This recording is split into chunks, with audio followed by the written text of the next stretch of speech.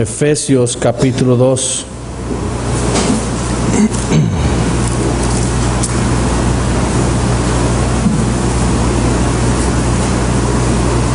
Amén. Vamos a leer los versículos del 1 al 10 de nuevo.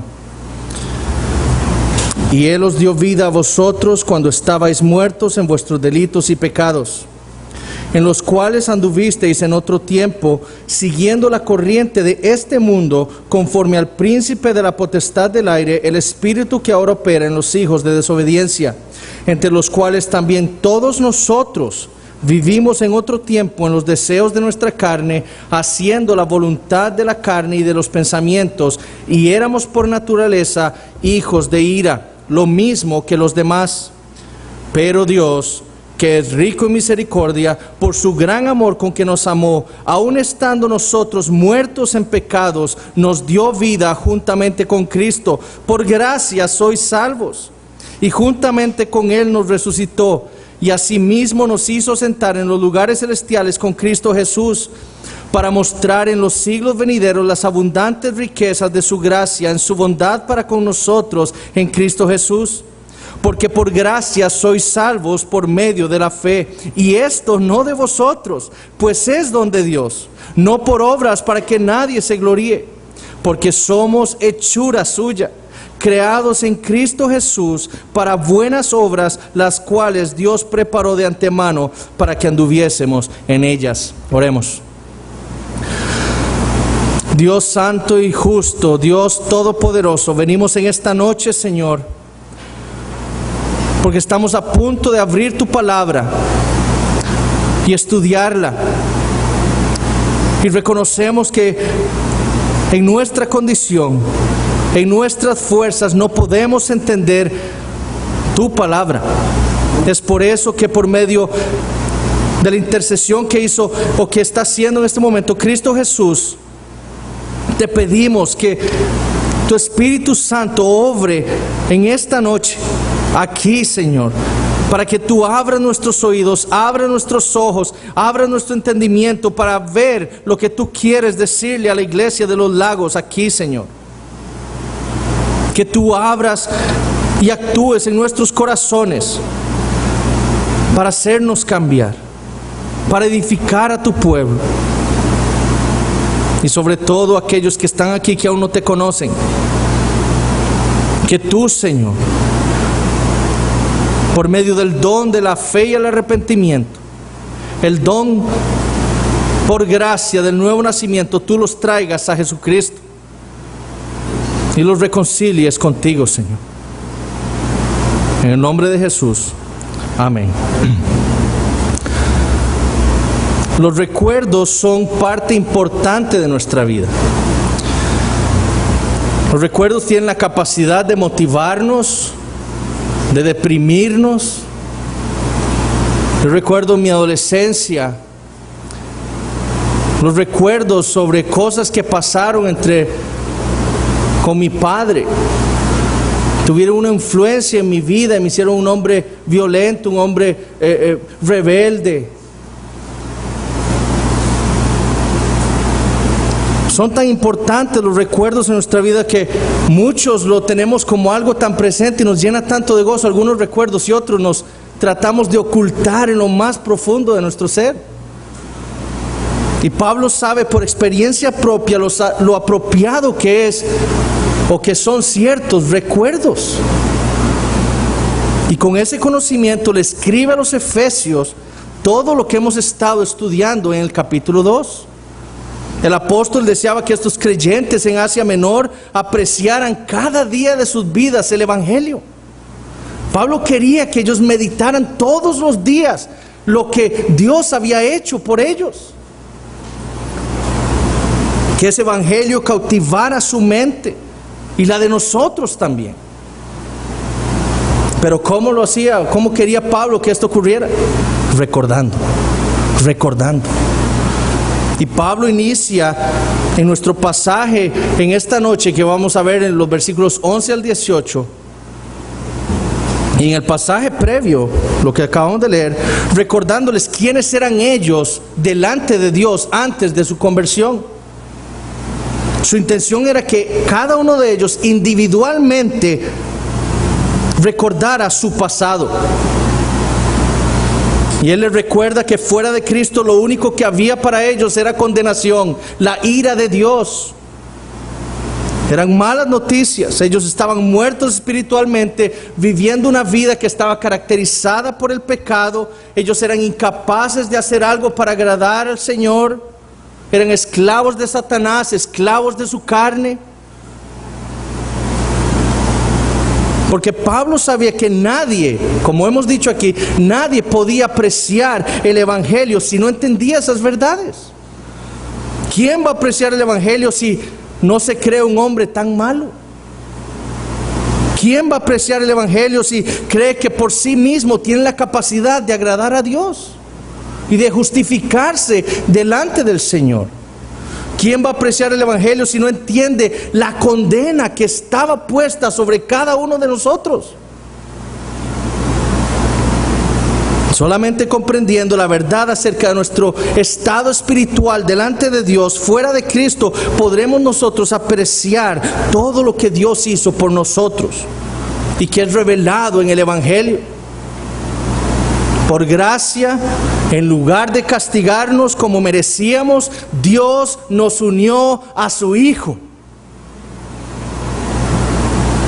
Y con Él nos dio vida, nos ascendió al cielo y nos sentó en el trono con Él. Por gracia, no por nuestras obras. Por gracia, a pesar de nuestras obras. Y no solo eso, el versículo 10 es algo precioso que vimos la semana pasada. Dios nos hizo su poema, su obra maestra.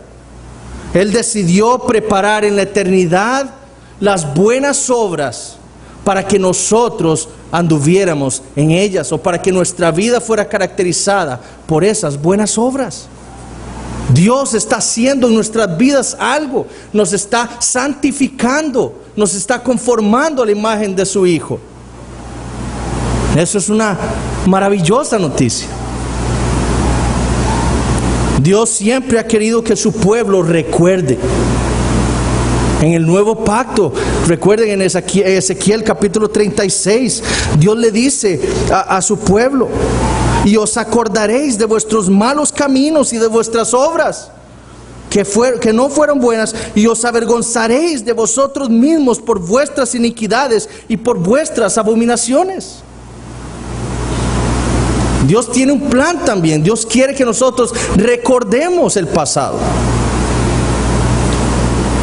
En Deuteronomio 5, versículo 15, Dios le vuelve a recordar a su pueblo Israel y le dice: acuérdate que fuiste siervo, esclavo en tierra de Egipto, y que Jehová Dios te sacó de allá con mano fuerte y brazo extendido, por lo cual Jehová tu Dios te ha mandado que guardes el día de reposo.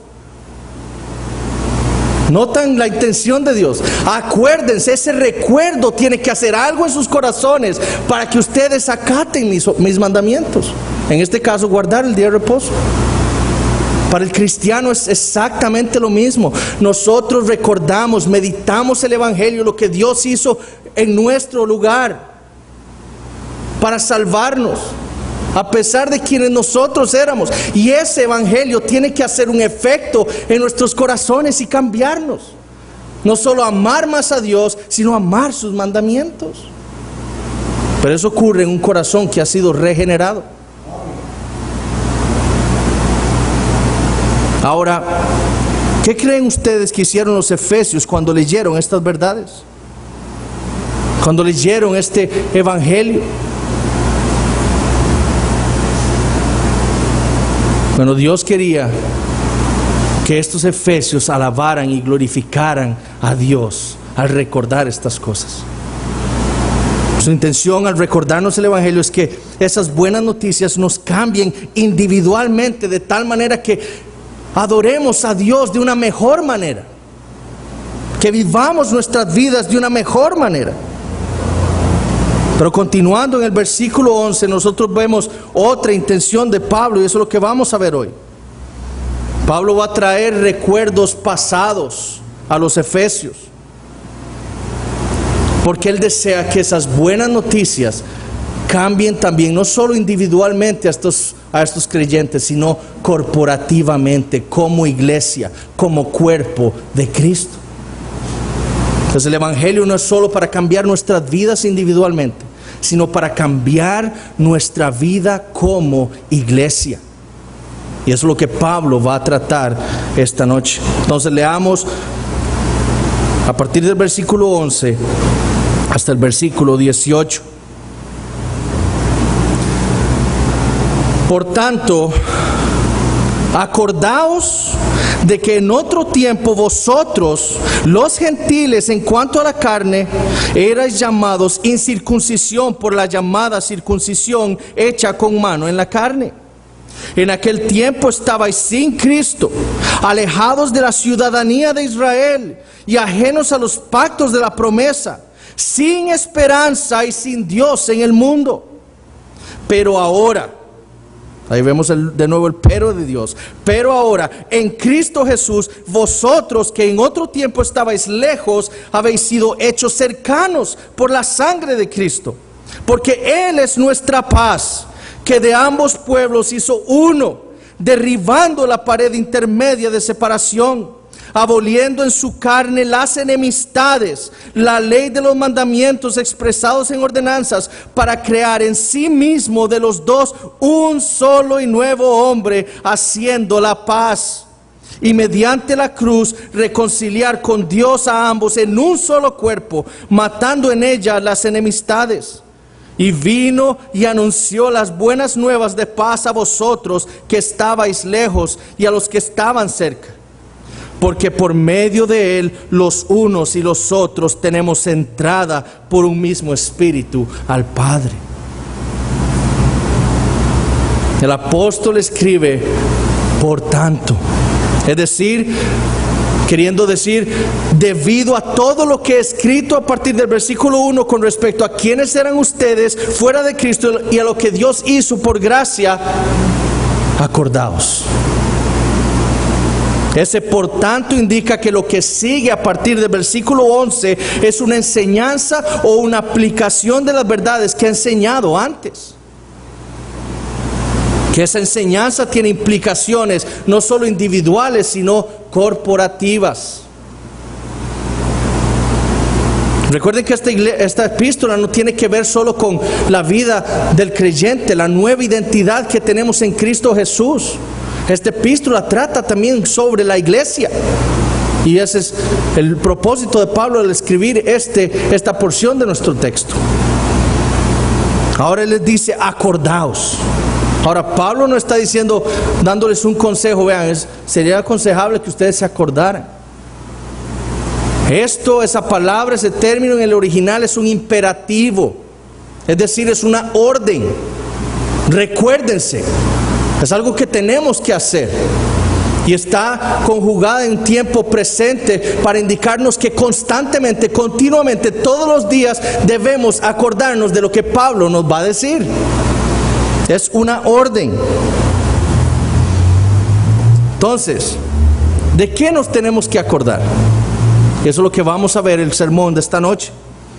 Y lo vamos a dividir de la siguiente manera. ¿Quiénes éramos?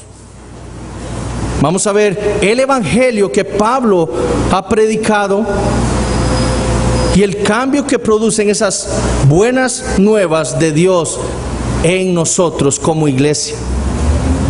Entonces, empecemos. ¿Quiénes éramos nosotros? Pablo escribe, por tanto, acordaos de que en otro tiempo vosotros los gentiles.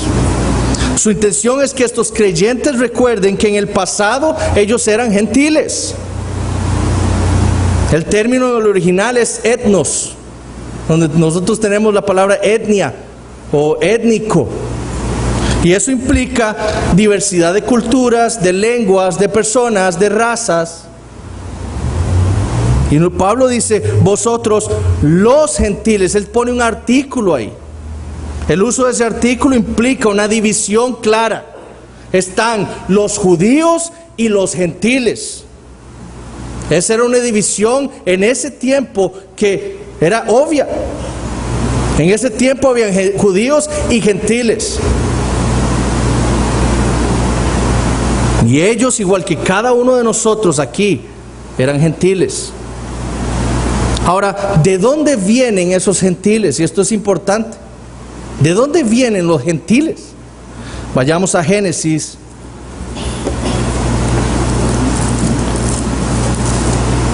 Vamos a hacer un repaso de los primeros capítulos de Génesis. En los dos primeros capítulos del libro de Génesis, la Biblia nos muestra la creación del hombre. Dios hizo al hombre, a la mujer, a su imagen. Luego el Señor le da una orden en el capítulo 2, versículos 16 y 17, a Adán.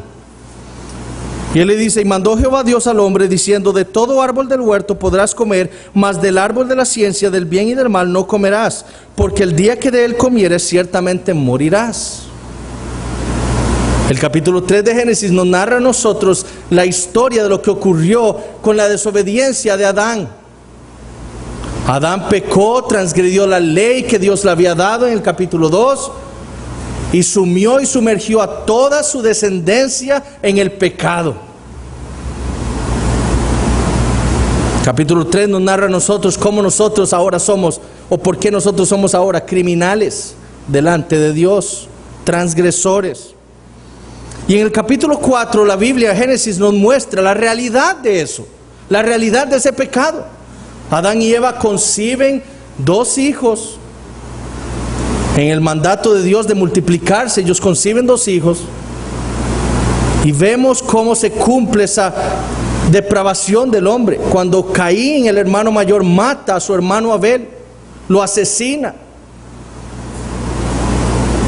Ahí se cumple la realidad que Dios le había dicho: morirás espiritualmente.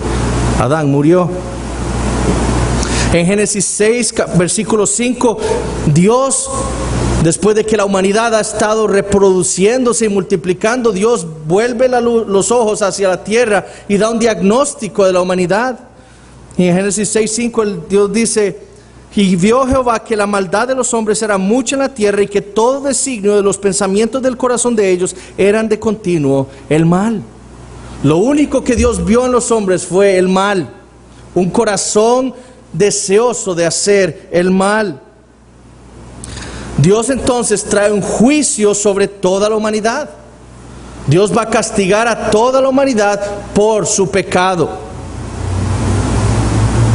excepto a Noé y a su familia. Pero no porque Noé hubiera hecho algo mejor que los otros hombres, sino porque Génesis 6:8 nos dice a nosotros que Noé halló gracia delante de los ojos de Jehová. Noé halló gracia. Fue por misericordia de parte de Dios que Noé no sufrió el diluvio. En los capítulos 8 al 10 se nos narra entonces cómo la tierra es repoblada por Noé y por los descendientes de Noé. En quienes de nuevo es evidente esa naturaleza pecaminosa, esa naturaleza heredada de Adán. Y lo vemos en Génesis 11. Vamos ahí un momento, Génesis 11. Cuando los hombres, se nos dice ahí que se volvieron orgullosos y quisieron usurpar el cielo. Génesis 11, versículos 1 al 9 dice: tenía entonces toda la tierra una sola lengua y unas mismas palabras. Y aconteció que cuando salieron de oriente hallaron una llanura en la tierra de Sinar, eso es Babilonia, y se establecieron allí. Y se dijeron unos a otros: vamos, hagamos ladrillo y cozámoslo con fuego. Y les sirvió el ladrillo en lugar de piedra y el asfalto en lugar de mezcla. Y dijeron: vamos, edifiquemos una ciudad y una torre cuya cúspide llegue al cielo, y hagámonos un nombre, por si fuéramos esparcidos sobre la faz de toda la tierra. Y descendió Jehová para ver la ciudad y la torre que edificaban los hijos de los hombres. Y dijo Jehová: he aquí, el pueblo es uno. Esto es importante.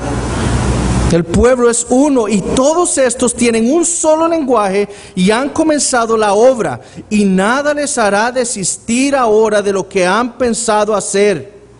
Ahora pues, descendamos y confundamos allí su lengua para que ninguno entienda el habla de su compañero. Así los esparció Jehová desde allí sobre la faz de toda la tierra, y dejaron de edificar la ciudad. Por eso fue llamado el nombre de ella Babel, porque allí confundió Jehová el lenguaje de toda la tierra, y desde allí los esparció sobre la faz de toda la tierra. Por el orgullo de los hombres, por el pecado de los hombres, Dios, que en ese entonces los hombres eran uno, eran una sola raza, Dios los divide. Y ese es el origen de los gentiles. Dios los divide en diferentes etnias, razas, lenguas. Dios cambió todo eso. Todo por causa del pecado. El origen de las etnias, el origen de las naciones no es algo bueno. Ocurrió por el pecado de los hombres. Israel, ¿de dónde surgió Israel? ¿Es acaso alguna de estos grupos en los que Dios dividió a la raza humana? No. El origen de Israel lo vemos un capítulo después, Génesis capítulo 12. Lo vemos en los primeros 3 versículos. Dios ha dividido toda la humanidad en grupos, con razas, en lenguas diferentes. Y ahora dice Génesis 12, versículo 1, pero Jehová había dicho a Abraham, vete de tu tierra y de tu parentela y de la casa de tu padre a la tierra que te mostraré. Y haré de ti una nación grande, y te bendeciré y engrandeceré tu nombre, y serás bendición. Bendeciré a los que te bendijeren, y a los que te maldijeren maldeciré, y serán benditas en ti todas las familias de la tierra. Dios decide tomar a un hombre, a un gentil, del lugar exactamente donde Él dividió a la humanidad, de Babilonia, y lo decide tomar a Él para crear un pueblo para sí. El nombre de ese pueblo sería Israel. Dios luego nos cuenta, Génesis hizo un pacto con Abraham, le dio una promesa a él, y luego cambiaría su nombre a Abraham, padre de multitudes, en Génesis 17:5, y le dio una señal de ese pacto que había hecho con él, la circuncisión, como señal de ese pacto entre Dios y Abraham. Esa señal manifestaría que Dios sería el Dios de Abraham y de su descendencia, y que Abraham y su descendencia serían el pueblo de Dios. Dios le estaba dando una señal para diferenciar a su pueblo de todas las naciones. Y esto lo vemos siempre. Dios les dio una dieta diferente a los israelitas, les dio una manera de adorar, les dio leyes ceremoniales. ¿Por qué? Porque Dios quería que su pueblo se diferenciara del mundo. Esa señal de la circuncisión era vista por los judíos del tiempo de Pablo como una señal de que ellos eran el pueblo de Dios. Y el apóstol les recuerda a los efesios, en primer lugar, que ellos eran vistos por los judíos como la incircuncisión, es decir, que ellos no eran parte del pueblo de Dios. Así se burlaban los judíos de los gentiles. Ustedes son incircuncisos, paganos, pecadores. Ustedes no tienen el favor de Dios sobre ustedes. Es más, en los tiempos de Pablo, rabinos decían que lo único para lo que servían los gentiles era como combustible para el infierno. Había una clara enemistad. Y eso era cierto. Si usted era un gentil, estaba perdido, como vamos a ver ahora.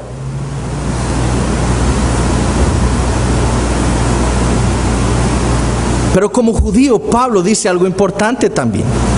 Él le dice, volvamos a Efesios 2, él le dice: erais llamados incircuncisión por la llamada circuncisión hecha con mano en la carne.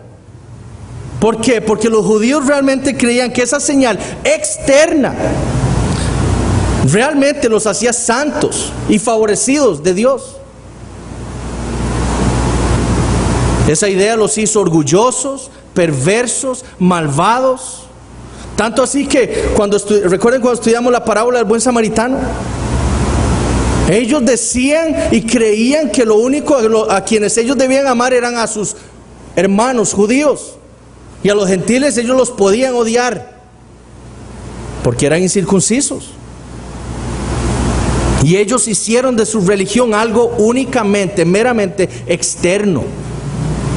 Y Pablo les dice: aquellos que los maltratan y los insultan son circuncidados solo externamente, por mano de hombre, les dice. Ustedes ciertamente, paganos, gentiles, eran incircuncisos, pero igual ellos son incircuncisos. Porque la señal de ser parte del pueblo de Dios nunca fue algo externo. Nunca. Fue la circuncisión hecha por Dios en el corazón. La regeneración, el nuevo nacimiento. Esa es la marca del pueblo de Dios.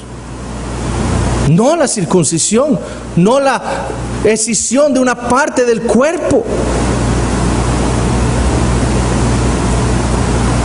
Lo que Pablo desea que estos gentiles recuerden continuamente es que ellos en el pasado estaban fuera de la comunidad del pacto de Dios. Ellos no eran evidentemente parte de la descendencia de Abraham, y por lo tanto su condición era terrible, como lo va a explicar ahora en el versículo 12. Y Pablo quiere que recuerden varias cosas. Él les dice: recuerden que ustedes estaban sin Cristo. Sin Cristo. Y lo que Pablo está refiriéndose ahí es que ustedes no tenían al Mesías. Ustedes no tenían ni la enseñanza del Mesías, ni tenían la expectación de un Mesías, ni de un Salvador. Eso era parte de Israel. Por ser paganos, ellos no tenían el conocimiento de Cristo, el ungido de Dios. Y algo parecido le escribió Pablo a los romanos en Romanos 9, versículo 5. Él le dijo: ¿de quiénes? Hablando de los israelitas, son los patriarcas, y de los cuales según la carne vino Cristo, el cual es Dios sobre todas las cosas. Imagínense qué terrible es no saber acerca de Cristo. Qué terrible. Y en ese estado estaban ellos, sin Cristo, sin el conocimiento del Mesías. Ellos no tenían la promesa del Salvador. Otra de las cosas que Pablo quiere que ellos recuerden es que ellos estaban alejados de la ciudadanía de Israel. Y esto era verdaderamente terrible. Porque como vimos, Dios escogió por gracia a Abraham. Y lo escogió para crear un pueblo para sí. Un pueblo a quien Él se manifestaría, se revelaría, le daría todas las promesas que Él tendría para su pueblo. Estar lejos de la ciudadanía de Israel era algo terrible. Volvemos a Deuteronomio 7, este pasaje que hemos leído tantas veces ya en esta serie. donde Dios le dice a Israel por qué los ha escogido a ellos. No es porque ellos eran una nación más fuerte, ni más guapos, ni nada, sino porque Dios los amó a ellos. En el versículo 9 Dios les dice: conoce pues que Jehová tu Dios es Dios, Dios fiel, que guarda el pacto y la misericordia a los que le aman. Esa es la intención de Dios cuando creó un pueblo para sí. Es manifestarse Él a ese pueblo. Estar lejos de la ciudadanía de Israel era estar lejos de eso. ¡Qué terrible! No obtener el conocimiento de Dios, sus promesas.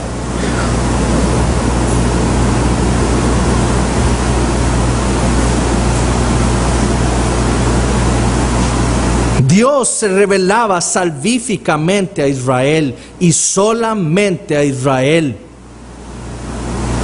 Fuera de Israel no había la posibilidad de salvación. Tal es la condición, o era la condición de los gentiles en ese entonces. Lo único que había fuera de Israel era juicio, porque no había revelación de Dios, no había manifestación, no había una intencionalidad salvífica de Dios para esos pueblos. Ahora, un ejemplo de esto lo vemos en el libro de Ruth, que el pastor Ronnie nos predicó hace unos meses. Ruth era una moabita, ella era una gentil. Resulta que Noemí, su esposo y sus hijos van por una catástrofe a Moab, y allí sus hijos se casan con estas dos gentiles. Y viene una tragedia, el esposo de Noemí muere, sus dos hijos mueren, termina Noemí y sus dos nueras ahí solas. Y Noemí dice: tengo que volver a mi pueblo, tengo que volver a Israel. Y Ruth viaja con ella. Y Noemí le dice e intenta persuadirla de que vaya, vuelva a su pueblo, que no me acompañe. Y lo interesante es la respuesta que le da Ruth a Noemí. En Ruth 1, versículo 16, escuchen lo que le dice. Ella le dice: no me ruegues que te deje y me aparte de ti, porque a donde quiera que tú fueres, iré yo, y a donde quiera que vivieres, viviré. Tu pueblo será mi pueblo, y tu Dios mi Dios.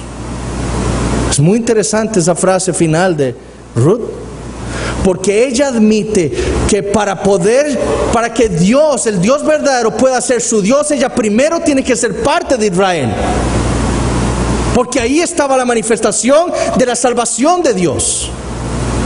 Tu pueblo será mi pueblo, tu Dios será mi Dios.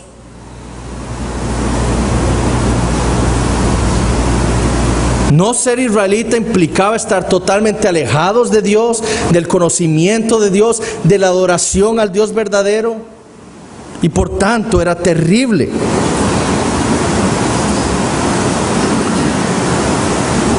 El apóstol también les dice otra cosa que ellos deben recordar: que ellos eran ajenos a los pactos de la promesa. Ajenos a los pactos de la promesa. ¿A qué se refiere Pablo con esto? Bueno, yo creo que la clave para entender eso está en Hechos 13, versículos 32 y 33. Donde Pablo les dice: y nosotros también os anunciamos el evangelio de aquella promesa, de aquella promesa hecha a nuestros padres, la cual Dios ha cumplido a los hijos de ellos, a nosotros, resucitando a Jesús, como está escrito también en el Salmo 2: mi hijo eres tú, yo te he engendrado hoy. ¿Cuál es esa promesa? Los pactos de la promesa. Bueno, esa es la promesa mesiánica, la promesa del Mesías, de Dios, del Salvador, del Cristo.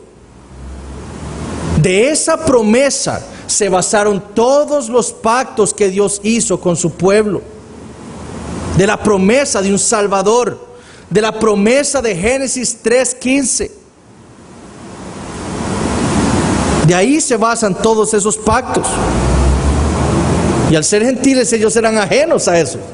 Ellos no tenían los beneficios ni las promesas que Dios le había hecho a su pueblo por estar lejos de Israel. Ahora Pablo va a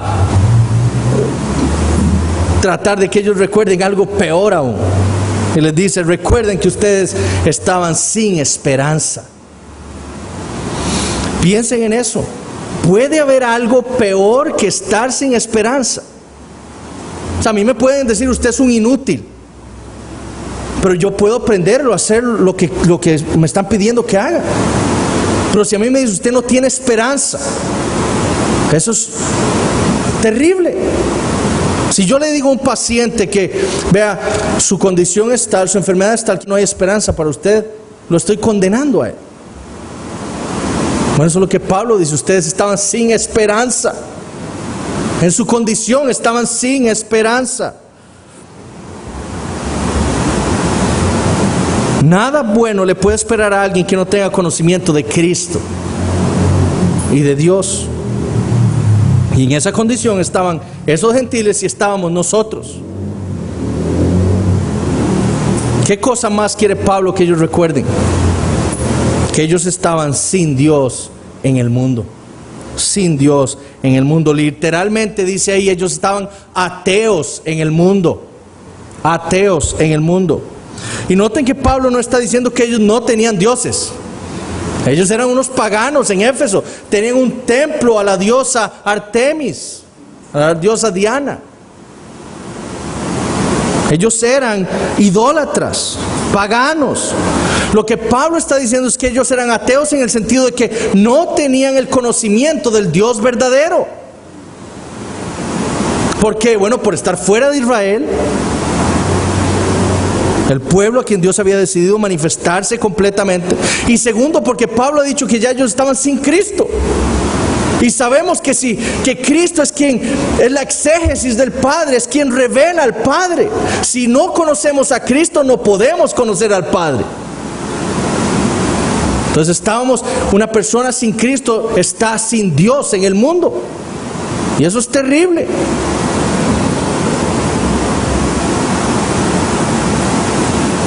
Ahora, eso es lo que Pablo le ordena a los efesios y a nosotros: recordar continuamente.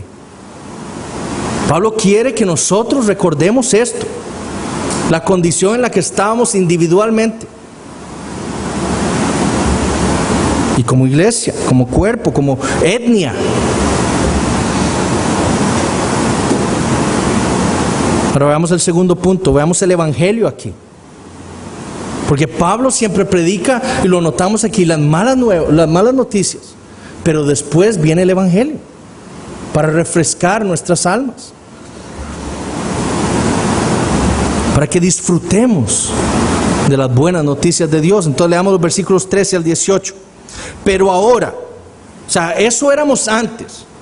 Pero ahora, en Cristo Jesús, vosotros que en otro tiempo estabais lejos, habéis sido hechos cercanos por la sangre de Cristo, porque Él es nuestra paz, que de ambos pueblos hizo uno, derribando la pared intermedia de separación, aboliendo en su carne las enemistades, la ley de los mandamientos expresados en ordenanzas, para crear en sí mismo de los dos un solo y nuevo hombre, haciendo la paz. Y mediante la cruz reconciliar con Dios a ambos en un solo cuerpo, matando en ella las enemistades. Y vino y anunció las buenas nuevas, estas buenas nuevas, de paz a vosotros que estabais lejos y a los que estaban cerca, porque por medio de él los unos y los otros tenemos entrada por un mismo Espíritu al Padre. Ese es el evangelio. Ese es el evangelio. Antes estábamos sin Cristo y por lo tanto sin Dios en el mundo, y ahora por ese pero de Dios las cosas cambiaron. ¿Cuál es el cambio el que Pablo habla ahí? Que antes estábamos fuera, ahora estamos en Cristo Jesús.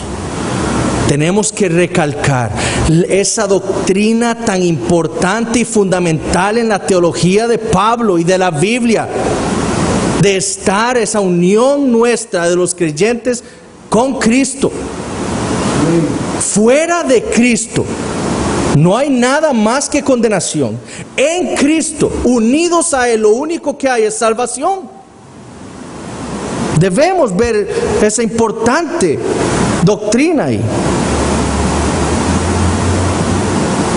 Ahora, ¿qué es lo que Pablo quiere que nosotros apreciemos del Evangelio?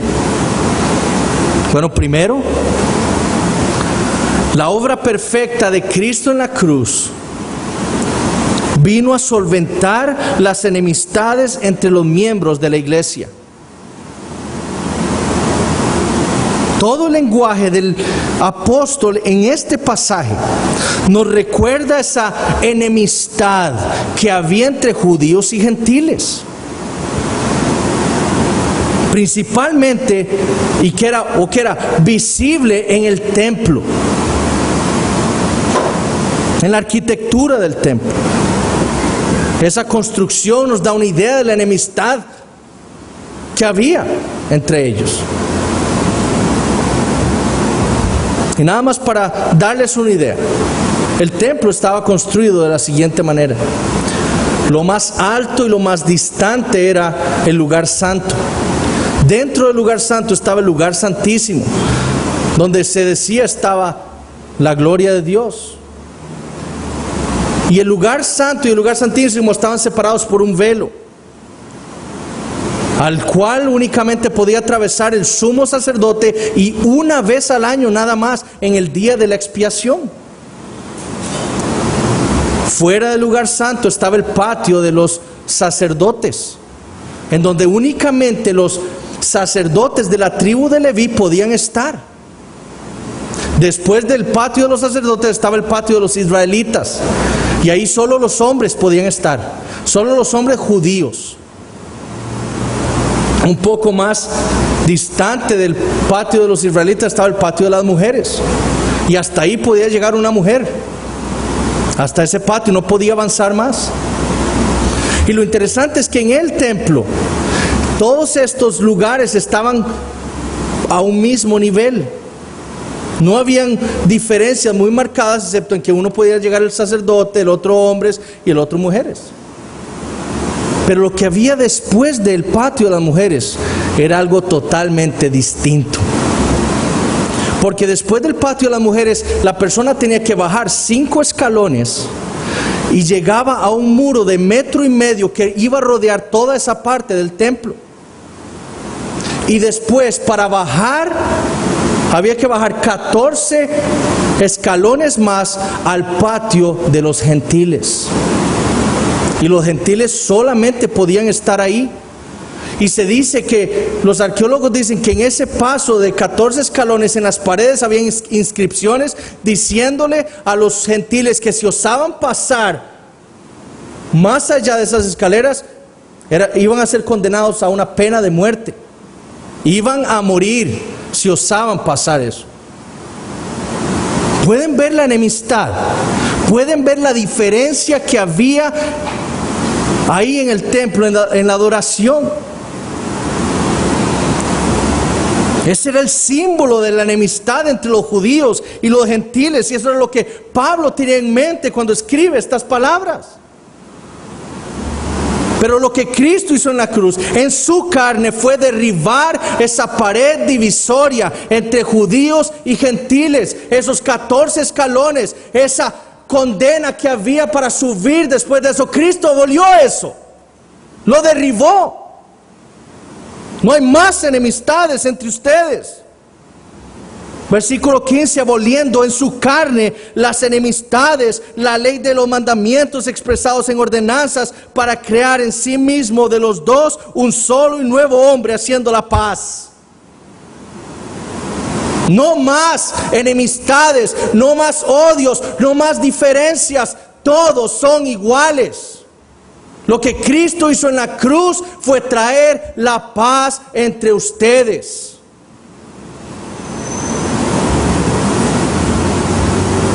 Segundo, la obra perfecta de Cristo en la cruz vino a solventar la enemistad entre los hombres y Dios. Versículo 16.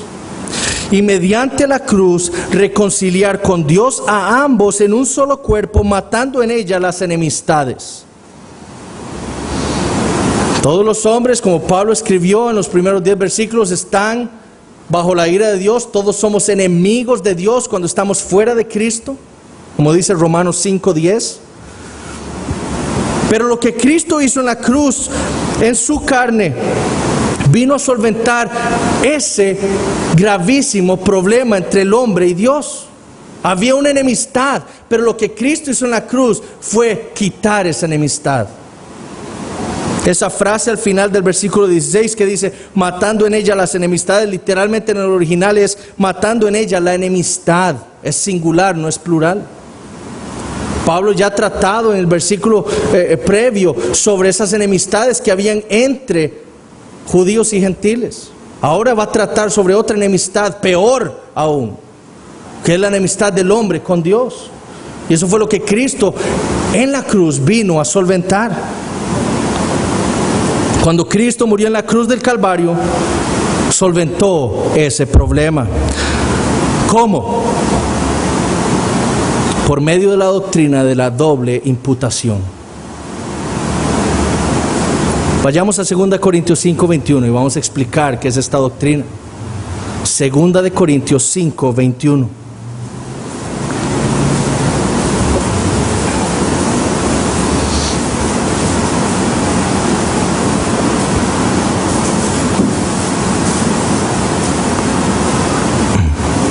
Al que no conoció pecado, por nosotros lo hizo pecado, para que nosotros fuésemos hechos justicia de Dios en él. Esa doctrina de la doble imputación es esto. En la cruz del Calvario, el Cordero sin mancha, el que nunca pecó, al Dios hombre, el Padre, su Padre, le imputó los pecados de su pueblo. Es decir, Dios el Padre puso sobre los hombros de su Hijo el pecado de todo su pueblo y lo castigó a él como si él fuera el pecador. Y derramó sobre él la copa de su ira en nuestro lugar, por nuestros pecados. Dios es un Dios infinitamente santo y justo. Él no pasará por alto las iniquidades. Él no dejará sin castigo al culpable. Su justicia debe ser satisfecha, propiciada, como dice Romanos 3. Propiciada. Y fue por eso que envió a Cristo a morir en la cruz, para castigarlo a él por los pecados de su pueblo, para poder ofrecerle perdón a su pueblo, para que su justicia fuera satisfecha, para que él pudiera decir: soy justo, todo pecado contra mí será castigado. Solo que el pecado de su pueblo fue castigado en Cristo. Si nos hubiera castigado a nosotros, estaríamos en el infierno. Nadie puede pagar por su propio pecado. Por eso era necesario un sustituto. Y es lo que Isaías 53 profetizó. Isaías 53, empezando en el versículo 10, dice: con todo eso, Jehová quiso quebrantarlo, sujetándole a padecimiento. Cuando haya puesto su vida en expiación por el pecado, verá linaje, vivirá por largos días, y la voluntad de Jehová será en su mano prosperada. Verá el fruto de la aflicción de su alma y quedará satisfecho. Por su conocimiento justificará a mi siervo justo a muchos, y llevará las iniquidades de ellos. Por tanto, yo le daré parte con los grandes, y con los fuertes repartirá despojos, por cuanto derramó su vida hasta la muerte, y fue contado con los pecadores, habiendo él llevado el pecado de muchos, no de todo el mundo, de muchos, y orado por los transgresores. Él justificará. Esa es el otro lado de la moneda doctrina de la doble imputación. No solo los pecados de su pueblo, del pueblo de Dios, son imputados, puestos sobre Cristo para ser castigados, sino que la justicia perfecta del Cordero sin mancha, del Hijo de Dios, es dada, imputada a cada uno de esos por los que Él murió. Y ya no somos pecadores, ahora somos justos, declarados justos, inocentes, porque ya nuestro castigo fue pagado. La doble imputación. Cristo es entonces nuestra paz. Solamente por la muerte de Cristo en la cruz puede ser un hombre judío o gentil reconciliado con Dios. No hay otra manera. Solo por su muerte en la cruz puede un hombre ser hecho cercano al Padre. Yo no puedo llegar a acercarme al Padre si no es por medio de Jesucristo y lo que Él hizo en la obra, en la cruz del Calvario. No hay posibilidad. Romanos 5, versículos 10 y 11 dice: porque si siendo enemigos fuimos reconciliados con Dios por la muerte de su Hijo, mucho más, estando reconciliados, seremos salvos por su vida. Y no solo esto, sino que también nos gloriamos en Dios por el Señor nuestro Jesucristo, por quien hemos recibido ahora la reconciliación. Otro pasaje, Mateo 27, versículos 50 y 51, dice lo siguiente: mas Jesús, habiendo otra vez clamado a gran voz en la cruz, entregó el Espíritu. Y he aquí, el velo del templo se rasgó en dos, de arriba a abajo. ¿Cuál velo? El que separaba el lugar santísimo, al que únicamente podía entrar el sumo sacerdote una vez al año, después de haber expiado sus pecados, habiendo sacrificado animales por su propio pecado. Eso fue el símbolo de que todo lo que impedía el libre acceso de un pecador a Dios había acabado con la obra de Jesús en la cruz. El velo era lo que separaba el lugar santísimo y ya fue quitado. No por algo que nosotros hubiéramos hecho, por la obra de Cristo en la cruz. Gloria a Dios. Por lo que Cristo hizo en la cruz, al haber propiciado la ira de Dios, al haberle sido imputado el pecado de su pueblo, al haber ahora su pueblo recibido la justicia perfecta de Cristo, ahora todos los creyentes tenemos acceso al Padre. Antes ni los judíos podían hacer eso, solo el sumo sacerdote. Ahora todos, judíos y gentiles, todos los que han puesto su fe en Jesucristo, tienen acceso por su obra al Padre. Y eso fue lo que Cristo vino a predicar. Noten el versículo 17: y vino y anunció las buenas nuevas de paz. ¿Cuál paz? La paz entre ustedes, y la paz entre ustedes y Dios. Esa relación vertical. Y vino y anunció las buenas nuevas de paz a vosotros que estabais lejos y a los que estaban cerca. No solo a los gentiles, sino a los judíos también, que creían ser parte del pueblo de Dios sin por haber puesto su fe en Cristo. Literalmente el original dice que Cristo vino a evangelizar paz. Cuando su sacrificio en la cruz fue aceptado por el Padre y esa aceptación fue manifestada en su resurrección, Cristo vino a los suyos. ¿Y qué les dijo? ¿Qué les dijo en Juan 20 cuando llega a sus discípulos por primera vez después de su resurrección?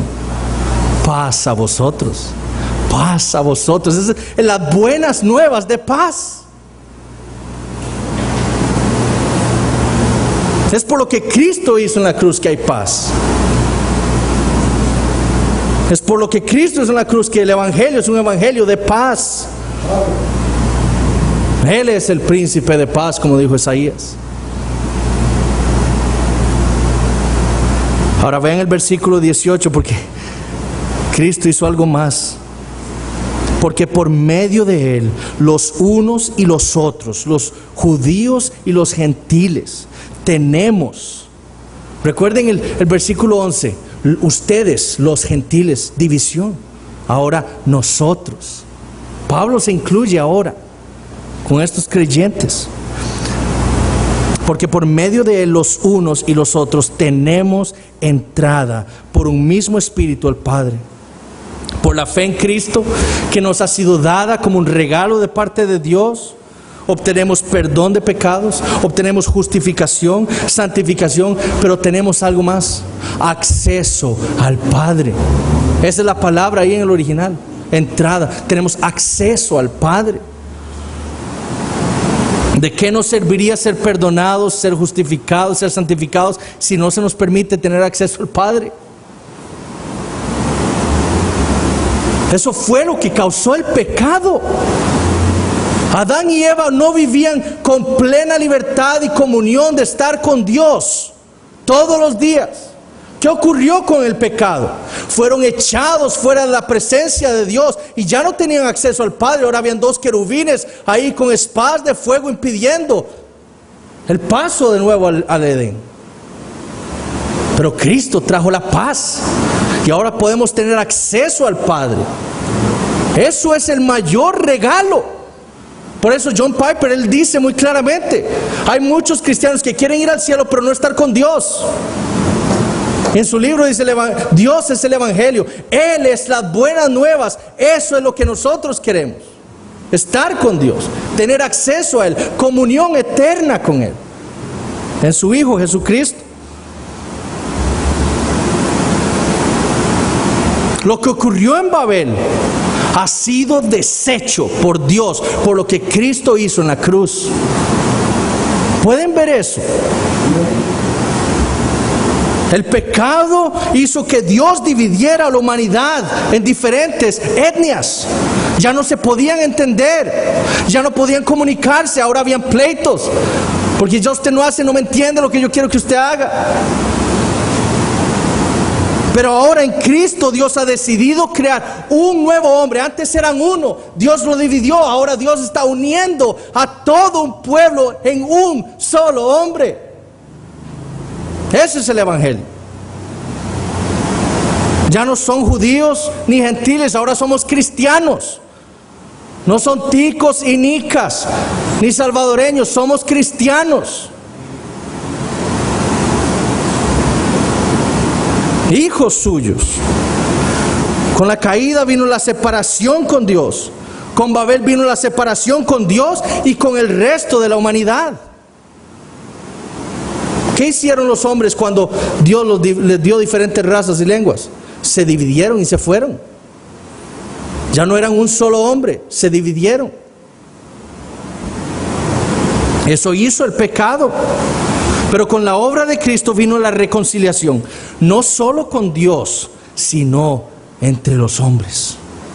Reconciliación, paz, no más enemistades. Comunión con el Padre y comunión con los hermanos en la fe. Esa verdad, hermanos, es maravillosa. Ese es el plan. ¿Cómo vemos el plan divino de redención en toda la Biblia? En toda la Biblia. Dios no permitió que lo hecho en Babel continuara perpetuamente. No, Él lo deshizo, creando un pueblo para sí, por medio de la obra de Jesucristo, ahora siendo un solo hombre. Eso debe provocar en nosotros alegría y gozo y glorificar a Dios.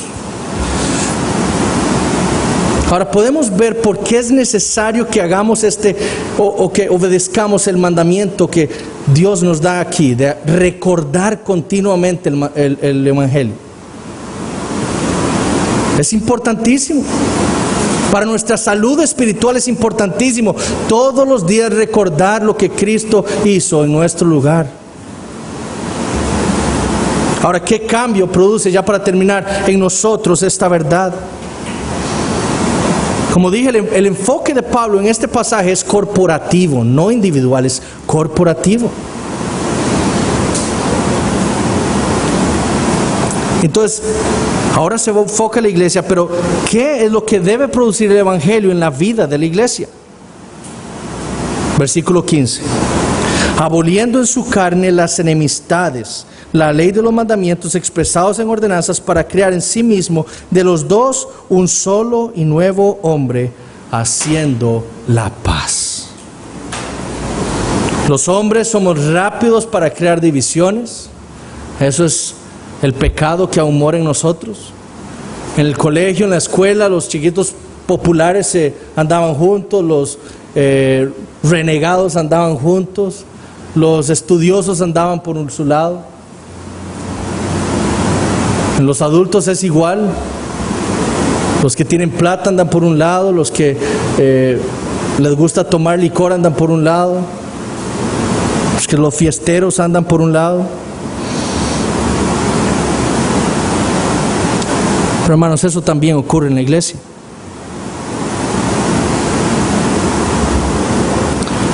Y ocurren distinciones. Los jóvenes andan solo con los jóvenes.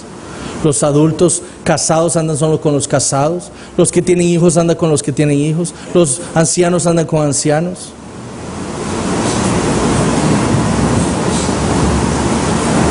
La misma división que había entre judíos y gentiles la hemos creado nosotros en la iglesia. Ahora eso es causa de nuestro pecado. Pero Cristo vino a deshacer eso. Gálatas 3, versículo 28 nos dice: ya no hay judío ni griego, no hay esclavo ni libre, no hay varón ni mujer, porque todos vosotros sois uno en Cristo Jesús. Ya no hay jóvenes, no hay ancianos, no hay mujeres, ahora hay cristianos. Todos somos cristianos, todos somos hijos de Dios. Todos somos iguales, todos hemos sido redimidos por la misma sangre preciosa de Cristo. Todos hemos sido reconciliados con el Padre por gracia. Todos hemos sido hechos cercanos. Todos somos parte del nuevo hombre. Todos somos parte del cuerpo de Cristo.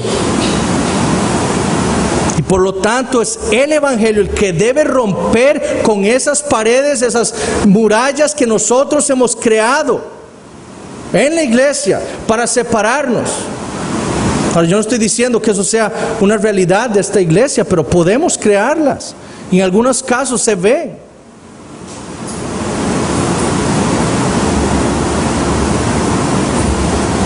El evangelio es lo que hace que evitemos y que no hayan enemistades entre nosotros.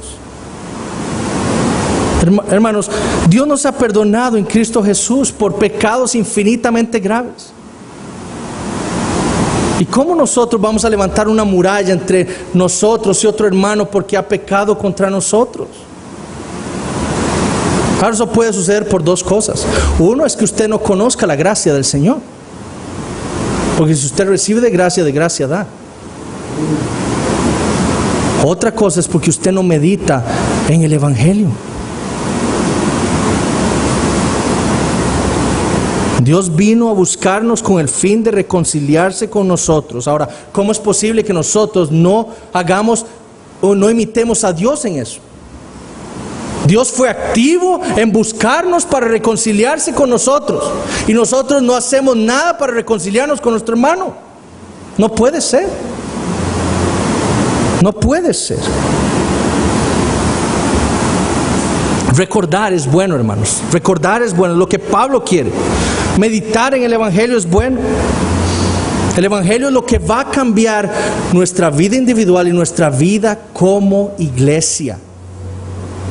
Como iglesia, nuestra relación los unos con los otros. Saber que yo he ofendido a alguien, a algún hermano en la fe, me debe hacer temblar a mí. He ofendido a un hijo de Dios, a alguien por el quien Cristo dio su vida, a quien Cristo ha comprado con su sangre. Eso debe hacerme temblar. Así como Dios fue activo, nosotros debemos ser activos en perdonar y en buscar la reconciliación con nuestros hermanos. Si nosotros como iglesia nos recordamos el Evangelio, eso nos pone en peligro a nosotros, la Iglesia Bautista de los Lagos. Nos pone en peligro, nos hace una iglesia débil. Una iglesia en la cual hay enemistades, es una iglesia que no anda bien, es una iglesia enferma, es una iglesia que cojea. En vez de correr, debemos recordar. Recuerden, ahora el pastor Alexander predicó hace unos días, hace unas semanas, el mensaje de Cristo a la iglesia en Éfeso. ¿Qué fue lo que Cristo le dijo a esa iglesia? Recuerda, por tanto, de dónde has caído, y arrepiéntete, y haz las primeras obras, pues si no, vendré pronto a ti y quitaré tu candelero. Recuerda de dónde has caído. A esa iglesia le fue quitada el candelero. Ya no está. Por no recordar. Ahora, ¿cuál es la aplicación de nuestro texto? Leamos Efesios 2:10. Ese es el vínculo con este resto del pasaje. Porque somos hechura suya, creados en Cristo Jesús para buenas obras, las cuales Dios preparó de antemano para que anduviésemos en ellas. Por tanto, reconcíliese con su hermano. Por gracia usted ha sido reconciliado con el Padre, por gracia usted ahora tiene acceso al Padre, por gracia usted ha sido ahora injertado en el cuerpo de Cristo, por gracia, todo en su vida ha sido por gracia. Por lo que Cristo hizo en la cruz del Calvario por usted, reconcíliese con su hermano. Esas son parte de las buenas obras que Dios preparó de antemano para que caracterizaran su vida como creyente injertado en el cuerpo de Cristo. No andar en enemistades, no andar en pleitos, sino andar en paz.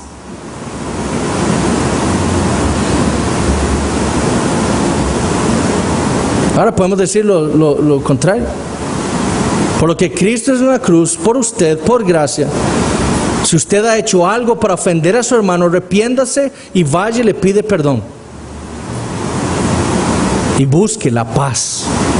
Busque la paz. Y los que no son creyentes deben comprender que la Biblia dice, Dios dice claramente que ustedes son enemigos de Dios por estar sin Cristo. Y el único camino, la única manera para que ustedes puedan estar reconciliados con el Padre, tener paz con el Padre, tener acceso al Padre es por medio de Jesucristo, poniendo su fe en Él, nada más. ¿Por qué va usted a andar continuando en su vida en enemistad con Dios? Arrepiéntase y crea en el Señor Jesucristo. Oremos. Señor, te damos gracias por la oportunidad que nos has dado de leer tu palabra. Oh Padre, saber y volver a leer y volver a ver las verdades del Evangelio, Señor, es algo precioso para nuestros corazones. Padre, que cada uno de nosotros, que nosotros también como iglesia, nunca perdamos de vista el Evangelio.